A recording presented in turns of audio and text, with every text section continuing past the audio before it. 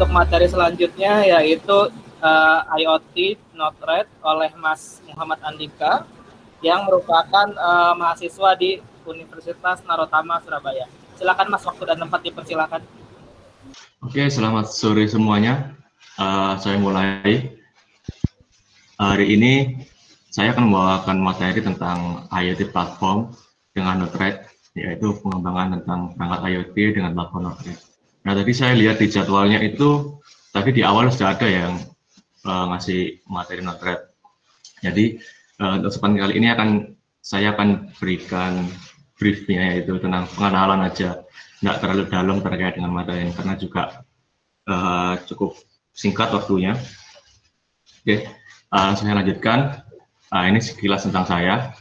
Nama saya Andika, saya mahasiswa dari Departemen Teknik Elektrootomasi di Institut Teknologi Bruno Granada.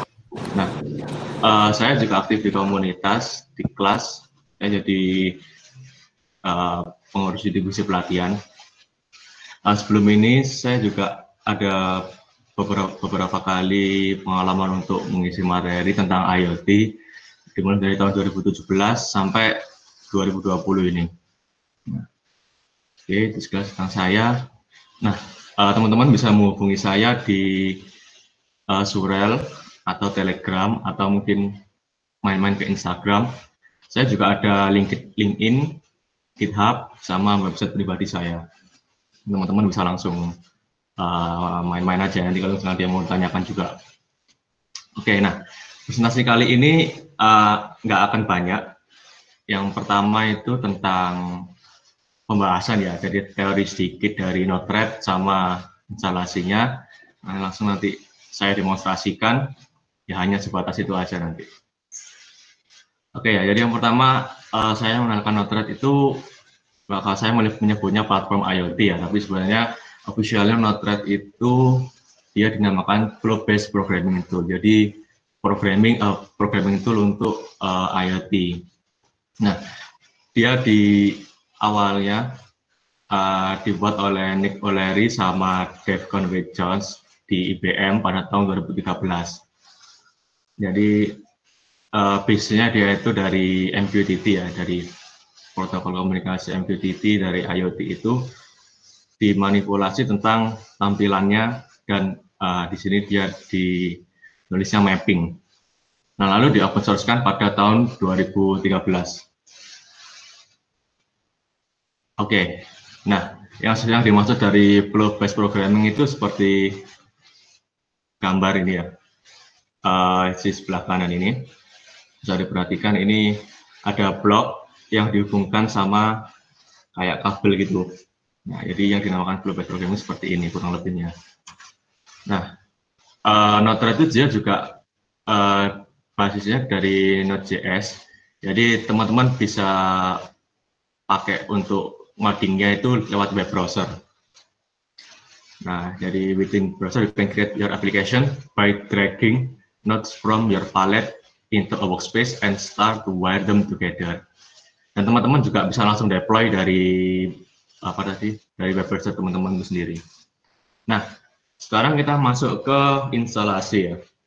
Instalasinya cukup sederhana. Ada beberapa cara juga, teman-teman bisa pakai Docker, pakai npm atau pakai Snap. Nah, tapi biasanya saya pakai yang npm. Tapi teman-teman bisa pakai yang Docker untuk yang sudah terbiasa pakai Docker. Nah, dari ngomong-ngomong dokumentasi ini lebih lengkapnya ada di sini ya, ada di situsnya. Nah, selain itu juga komunitas dari Node-RED ini cukup aktif ya, cukup baik. Jadi cukup support juga untuk teman-teman yang baru belajar tentang Node-RED atau IoT spesifiknya. Saya pernah coba tanya di situ, dalam waktu berapa jam aja itu sudah dibales, dan itu istilahnya cepat gitu ya untuk responnya. Oke, sekarang saya masuk ke demonstrasi. Nah, jadi kalau teman-teman perhatikan, ini adalah tampilan awal dari tampilan dari programmingnya Node-RED ya. di sini dia ada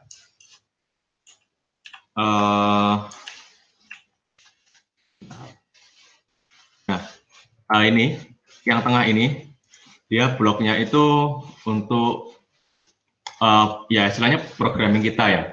Yang 2 blok di kanan ini dia itu untuk outputnya, ada motor dan kecepatan sebagai grafik. Kalau yang kecepatan ini dia grafik. Nah, kalau yang belakang ini, yang 3 di belakang ini, dia itu sebagai inputnya. Nah, yang tengah ini input dari MQTT.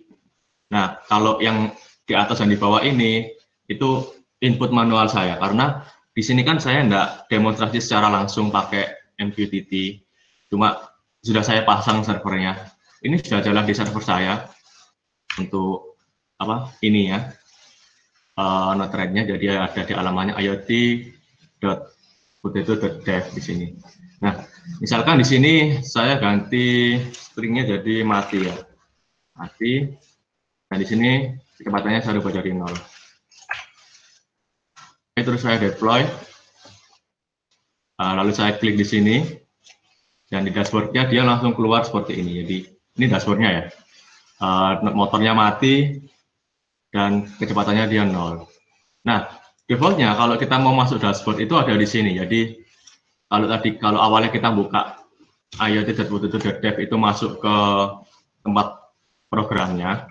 Nah, kalau kita masuk ke alamat /UI, di sini masuk ke dashboard yang sudah kita buat tadi seperti apa. Nah, saya coba di sini ganti ke menyala.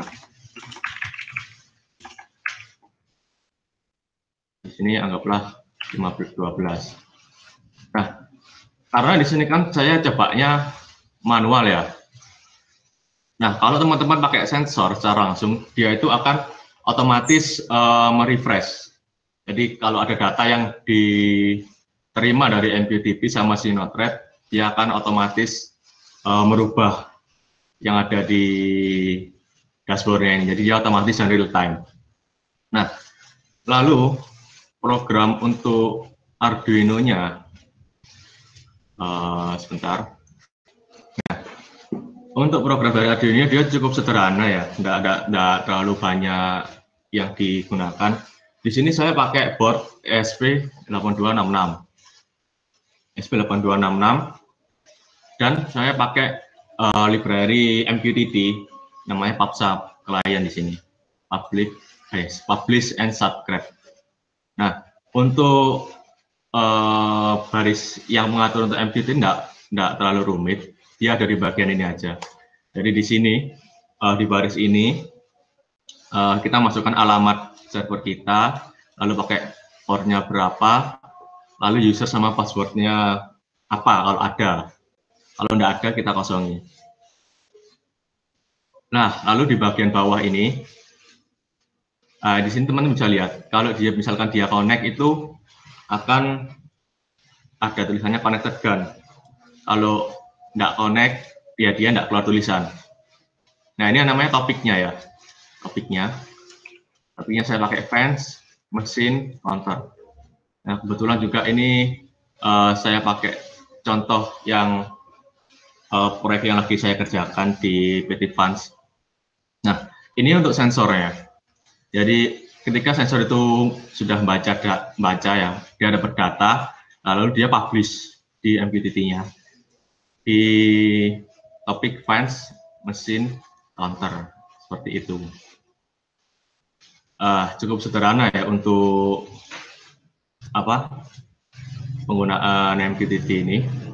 Jadi memang saya rekomendasikan untuk teman-teman yang baru belajar coba mainan IoT, belajar IoT lebih awal gitu.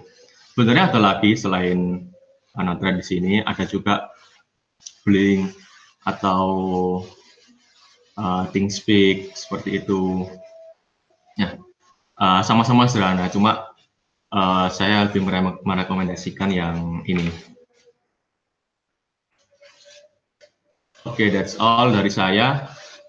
Mungkin ada yang mau ditanyakan. Nanti kalau teman-teman ada yang mau tanya, bisa langsung ya hubungi saya di Telegram, tadi di Surel atau Telegram. Oke, berikut daftar pustaka saya lampirkan. Daftar pustaka yang sudah saya gunakan, jadi semua sumbernya ini saya dapat dari forumnya Notepad langsung. Oke, itu dari saya. Saya ucapkan terima kasih untuk teman-teman yang sudah mau berdonasi di kegiatan ini. Semoga usaha-usaha yang kita lakukan bisa membantu seluruh pihak yang berkepentingan untuk segera mendapatkan obat untuk pandemi COVID-19 ini. Oke, selanjutnya saya kembalikan ke moderator. Terima kasih.